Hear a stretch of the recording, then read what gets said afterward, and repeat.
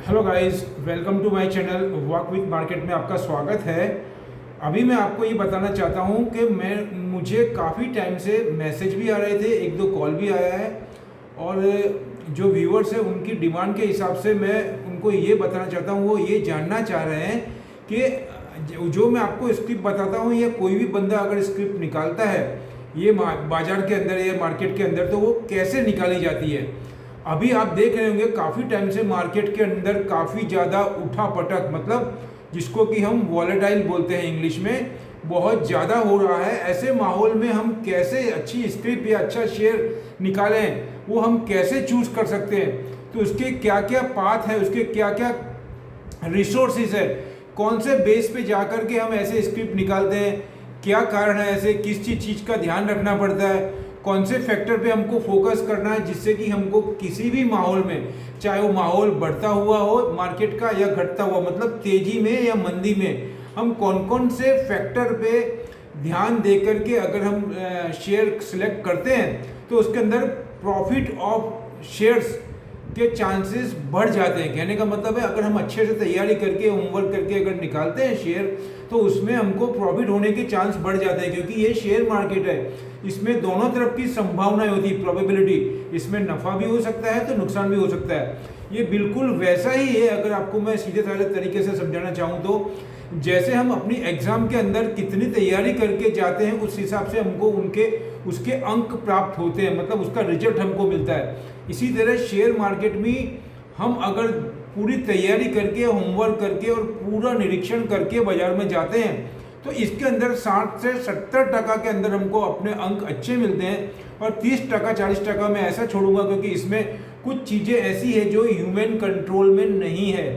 जैसे कि आपको कोई फ्लड आ जाए, कोई ऐसा इंसिडेंस हो जाए, अर्थक्वेक आ जाए, कोई कंपनी ऐसा डिक्लेयर कर देवे मैसेज जो कंपनी के लिए अच्छा भी हो सकता है बुरा भी हो सकता है, गवर्नमेंट कोई ऐसी पॉलिसी लेकर के आ जाए वो उसके लिए अच्छी भी हो सकती है पॉजिटिव हो सकती है। अगर अच्छी होगी तो मार्केट वहाँ से पुशअप करेगा और खराब होगी तो मार्केट वहाँ से डाउन जाएगा, वो स्किप की बात कर रहा हूँ। ऐसे ही सेबी भी बहुत सारे नियम लगाती है, वो अगर कुछ ऐसा डिक्लेयर करती है तो उसका भी इम्पैक्ट मार्केट पे आता है। अब मैं आता हूँ पॉइंट के ऊपर, ये मैंने आपको जनरली थोड़ा बताने के चाहा, उसमें जो बिल्कुल नए हैं व्यूअर्स और जो नए आना चाहते हैं इसके अंदर कुछ मतलब समझना चाहते हैं तो उनको मैं यही बताऊंगा, मार्केट में आने से पहले आप कुछ तैयारी करें। पर्टिकुलरली मैं वुमेन्स को भी वहाँ पे बताना चाहूँगा कि जो गर्ल्स और जो वुमेन्स हैं उनको मार्केट में अगर करियर बनाना है या इन्वेस्टमेंट करना है, करियर भी बना सकते हैं, चाहे वो बॉयज़ हो चाहे गर्ल्स हो या हाउस वाइफ हो। आप देखेंगे गुजरात के अंदर काफ़ी ज़्यादा हाउस वाइफ और गर्ल्स और बॉयज़ जो कि स्टडी कर रहे हैं, even though they are enter in the market and get lot of profit, वो बहुत ज़्यादा प्रॉफिट भी कर रहे हैं अपने काम के साथ में, और बहुत लोग जॉब करते हैं उसके साथ में भी ये काम कर सकते हैं just like a part time. तो ये कैसे होता है, सबसे पहले मैं आपको ये बताना चाहूँगा, हमको प्रॉफिट लेने के लिए we have to start our main subject. हमको किसी भी क्षेत्र में शेयर में प्रॉफिट लेने के लिए सबसे पहला पॉइंट आता है कि हमने जो शेयर परचेज किया है वो अच्छा हो, उसमें इतना पोटेंशियल हो कि जो रेट पे हमने बाय किया वहाँ से वो अगर अप जाता है, मतलब वहाँ से वो बढ़ता है तो ही हमको प्रॉफिट मिलता है, अगर वहाँ से वो घटता है तो हमको नुकसान होता है या लॉस होता है। तो हम ऐसे कैसे चूज करें जिससे कि कंपनी को हम बाय करें और वहाँ से वो अप जाए। मैं आपको यहाँ पे एक बात और ऐड करना चाहूँगा कि ये मैटर थोड़ा लंबा है, इसलिए मैं इसको पार्टली डिवाइड कर दूंगा, एक ही वीडियो में एक कंपाइल करना काफ़ी मुश्किल है, लेकिन मैं थोड़ा पूर्ण भूमिका बना करके आपको बेस बताना चाहूँगा जिससे कि आपको वो बात आसानी से समझ में आ जाए। तो मैं आपको ये बता रहा था अभी यहाँ पे कि हमको अच्छी कंपनी का शेयर कैसे निकालें, कौन सा शेयर हम परचेस करें जो हमको प्रॉफिट दिलाए या वहाँ से हमारे बाइंग रेट से या परचेसिंग रेट से ऊपर चलने की शुरुआत करें। तो यहाँ पे मैं आपको कुछ चीज़ ऐसी बताना चाहूँगा। सबसे पहले अगर हम कंपनी चूज करते हैं उसके पहले बहुत सारे ऐसे फैक्टर हैं जिसको हमको पूरे से जांच करनी है, इंक्वायरी करनी है, स्क्रूटनी करना है, उसका चेकिंग करना है, उसको पूरा समझना है, उसके बाद का ये स्टेप है। कहने का मतलब मैं आपको यहाँ पे ऐसा बताना चाहूँ कि जो शेयर बाइंग का स्टेप है अगर मैं 10 पॉइंट में रखता हूँ तो वो 10वां पॉइंट है। कहने का मतलब 10वां पॉइंट पे जाकर के मैं ये डिसीजन लूँगा कि मेरे को ये शेयर बाय करना है। तो अब 1 से लेकर के 9 तक के कौन से ऐसे पॉइंट है जिसकी मैं पहले तहकीकात करूं, जानकारी इकट्ठा करूं, समझ लूं, उसके बाद में मैं 10वें पॉइंट पे आकर के ये डिसीजन लूं कि भाई मुझे ये कंपनी का शेयर खरीदना है। तो उसके लिए मैं आपको बेसिक बताना चाहूँगा। सबसे पहले हमको सेक्टर सिलेक्ट करना है कि हमको कौन से सेक्टर में सिलेक्ट करना है। तो सेक्टर सिलेक्ट करने के पहले हमको पूरा इकोनॉमी, थोड़ा अर्थव्यवस्था या अर्थशास्त्र का अगर हम थोड़ा सा ध्यान देंगे तो हमको ज़्यादा बेहतर समझ में आएगा। मैं आपको अभी की अगर बात करना चाहूँ तो आज की तारीख में जैसे कि आप देख रहे हैं जुलाई चल रहा है, जुलाई की 6 तारीख है। तो अभी ये सिनारियो के अंदर हमको कौन सी ऐसी कंपनी खरीदनी है, उसमें बहुत सारे फैक्टर है। तो मैं आपको बताना चाहूँगा, मैंने आपको सबसे पहले सेक्टर बताया। सेक्टर के अंदर हम देखेंगे तो अभी गवर्नमेंट कौन कौन सी पॉलिसीज ऐसी डिक्लेयर कर रही है जिसको कि आने वाले टाइम में बिजनेस अच्छा मिल सकता है। दुनिया में कौन कौन सी ऐसी पॉलिसी है, दुनिया में ऐसे कौन कौन से जो बिजनेस सोर्सेज हैं जिसमें ज़्यादा डिमांड हो सकता है, लोगों का ज़्यादा रुझान हो सकता है। ये फैक्टर को करने के बाद में हम ये देखेंगे वो फैक्टर के अंदर आने वाले टाइम में बिजनेस कैसा रहेगा। ये फाइनल करने के बाद में हम जब बिजनेस कैसा रहेगा उसके बाद में हमको ख्याल आ गया, अब हमको सेक्टर भी मिल गया, बिजनेस कैसा रहेगा वो भी मिल गया है, गवर्नमेंट की पॉलिसी भी सपोर्ट करेगी, ये मिल गया। उसके बाद में हमको कंपनी के ऊपर जाना है और कंपनी को देखना है कि उसका मैनेजमेंट कैसा है, उसके अंदर जो एम्प्लॉय हैं उनकी एफिशिएंसी कैसी है, उनकी स्किल कैसी है। ये सब आप बैलेंस शीट पढ़ेंगे तो उसमें ज़्यादातर आपको मिल जाएगा। ज़्यादातर हमको टॉप लेवल के ऊपर फोकस करना है क्योंकि उनके नीति के हिसाब से, उनके नियम के हिसाब से ही बॉटम में काम होता है।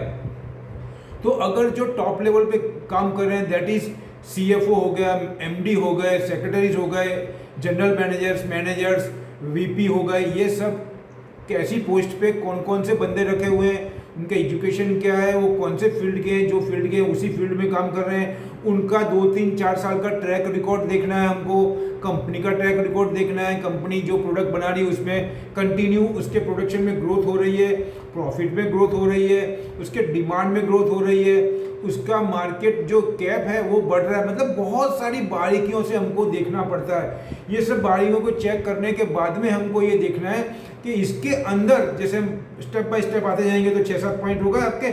उसके बाद में हमको ये देखना है हमको हमारे पास कितना पैसा लगाना है, हम वो पैसे को लगाने के बाद में कितने टाइम तक रुक सकते हैं, वो पैसा हमारा रूटीन लाइफ का है या आइडल मनी का है या FD का है या एक्स्ट्रा मनी है।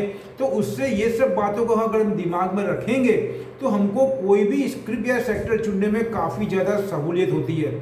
उससे क्या होता है, जो मैंने आपको बताया 60-40 का रेशियो, हमने 60% पूरी तैयारी करी है, लेकिन किसी कारण से अगर सेलिंग आता है और थोड़ा प्रॉफिट टेकिंग आता है, हमने परचेस किया है, तो हमारी स्क्रिप्ट है वो अच्छी हमने स्टडी करके ली है, तो थोड़े टाइम के लिए वो नीचे भी जा सकती है, लेकिन 5-7-10 दिन के बाद में, 15 दिन के बाद में वो वापस रिबाउंड मारती है, क्योंकि हमने अच्छे से स्टडी करके पूरे फंडामेंटल जो होते हैं उसको और सिनारियो को देख करके बाय किया है। इसलिए हमको घबराना नहीं है। अगर हमने किसी से पैसा बोरो करके या किसी से उधार लेकर के या रनिंग अमाउंट हमने डाला है तो हमको अर्जेंट जरूरत पड़ सकती है, तो हमको लॉस में हुआ तो भी हमको सेल करके हमारा अमाउंट निकालना पड़ता है, तब हमको क्या हो जाता है, नुकसान हो जाता है, लॉस होता है।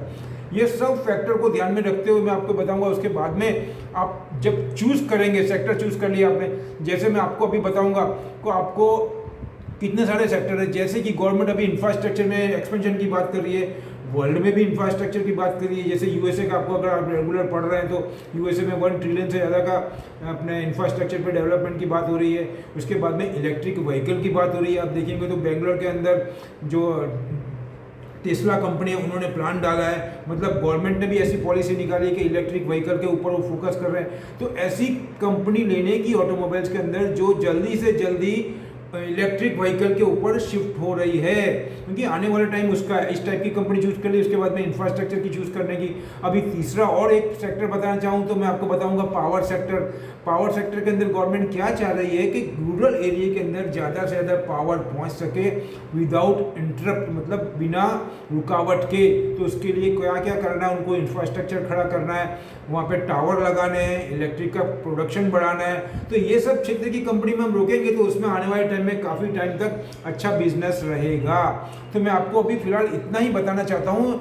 ये इसलिए बता रहा हूँ आपको क्योंकि ये बहुत लंबा टॉपिक हो जाएगा। इतना जानने के बाद में हम ये टॉपिक पे आएंगे कि हमको कौन सा शेयर खरीदना है और कितनी क्वांटिटी खरीदनी है और क्यों खरीदनी है और कितने टाइम के लिए। तो अभी मैं फिलहाल अभी इतना ही रखता हूँ। आप इसको बराबर 2 दफ़े 3 दफ़े 4 दफ़े सुनिए ध्यान से।